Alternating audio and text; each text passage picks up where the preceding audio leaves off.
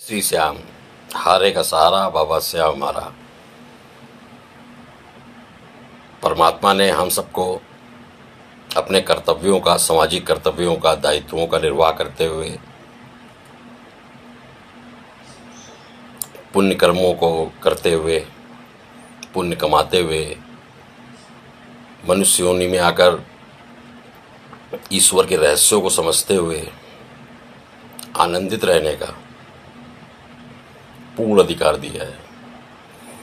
तो सबसे पहले आनंद की बात करते हैं। मेरी इस वेशभूषा को देखकर और मुझे आश्चर्य भी हुआ, अमेजन के जंगलों से, कि अमेजन के जंगलों में भी मैं कुछ आदिवासी भी जुड़ गए।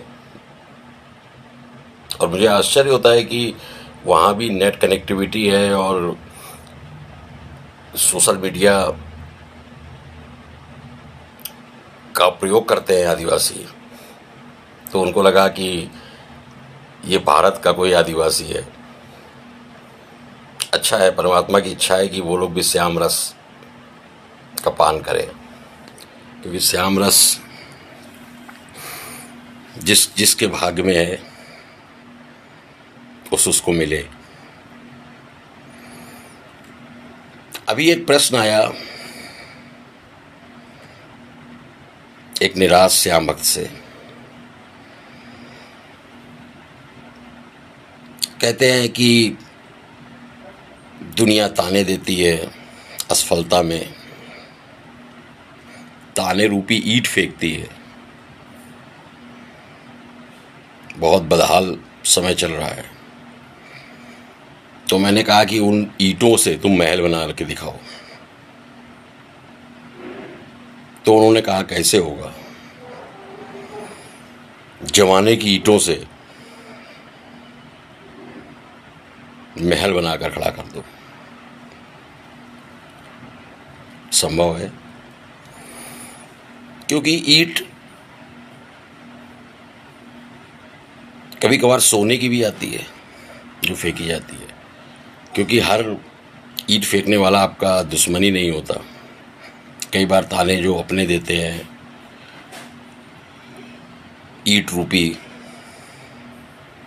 वो आपके फायदे के लिए भी होते हैं। तो अच्छे बुरे सब तरह के ईंटों को कलेक्ट करके, एकत्रित करके महल बना लो। जैसे एक केकड़ा था, मौसम अच्छा था, समुद्र से निकला, समुद्र के किनारे किनारे चल रहा था।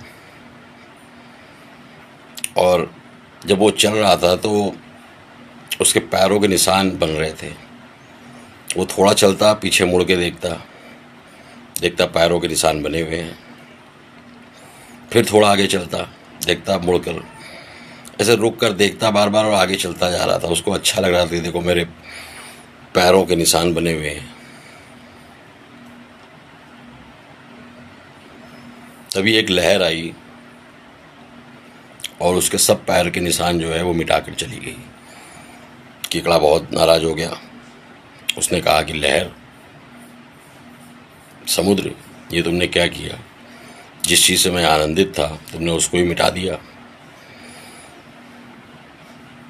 तो समुद्र ने कहा, लहर ने कहा, ऐसा नहीं है, पीछे मुड़ के देखो। एक मछुआरा शिकार की तलाश में घूम रहा है, तो निशान मिटाकर मैंने तुम्हारा भला किया है। तो इस प्रकार ताने रूपी ईंट कई बार भलाई के लिए भी होती है, स्वीकार करनी चाहिए। और जो बदहाली है उसको अवसर में बदलना, इसकी कला को सीख लीजिए इस कहानी से। एक बार दो कैदियों को राजा ने मृत्यु की सजा दी।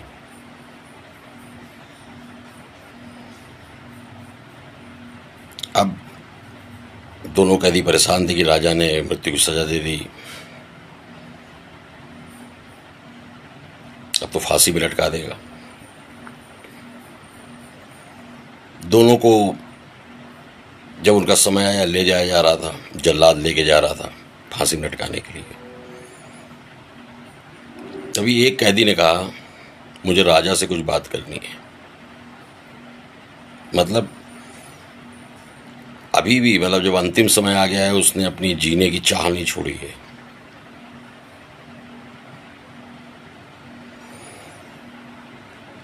दूसरा कैदी ने सोचा कि यार ये क्या, जब राजा ने फांसी की सजा दे दी, अब ये क्या बात करेगा। तो जल्लाद ने सुना, जल्लाद ने कहा, अब इसकी अंतिम इच्छा है तो राजा से इसकी मुलाकात करा ही देते हैं। राजा से उसकी मुलाकात हुई, दोनों कैदी लाए गए राजा के समक्ष। तो पहले कैदी ने कहा कि राजा साहब, अगर आप हमें 1 साल का समय दे दो तो जो आपका घोड़ा है मैं इसको उड़ना सिखा दूंगा। राजा पहले तो मुस्काया, घोड़ा उड़ेगा? उसने कहा ठीक है, तुम्हारे पास कोई चमत्कार है, कोई जादू है तो तुम मेरे घोड़े को उड़ना सिखा दो 1 साल में। 1 साल क्या होता है, दे देता हूँ तुमको, रहना जेल में और सिखाना उसको। अब दोनों कैदी वहां से ले जाए गए। अब जल्लाद केवल एक दूसरे कैदी को ही फांसी चढ़ाता। कुछ समय दिया गया क्योंकि कुछ विलंब हो गया था। तो दूसरे कैदी ने पहले कैदी से पूछा, ये तुमने क्या कहा, अभी फांसी चढ़ जाते या 1 साल बाद चढ़ जाते, एक ही बात थी। उसने कहा नहीं, 1 साल में 3 बातें हो सकती हैं। मतलब ईंटें फेंकी जा रही है तब भी आप निराश मत होइए, उनका महल बनाने की कोशिश कीजिए। उसने कहा 3 बातें हो सकती हैं, ये सबसे महत्वपूर्ण है। 3 बातें क्या हो सकती हैं उसने कहा। उसने कहा या तो नंबर 1 घोड़ा मर जाएगा 1 साल में, तो बवाल खत्म उसको उड़ाने का। दूसरा, या राजा मर जाएगा, तो मैं तो आज़ाद घूमूंगा, सजा देने वाला ही मर गया। उसने कहा फिर तीसरा, तो उसने कहा हो सकता है मैं ही मर जाऊं 1 साल में। इस प्रकार अंतिम समय तक ईंटों की बरसात हो रही है, तब भी अवसर सोचिए कि कैसे इन ईंटों को इकट्ठा करके महल बना लें, और उन ईंटों में छांटिए कि कौन सी सोने की ईंट है।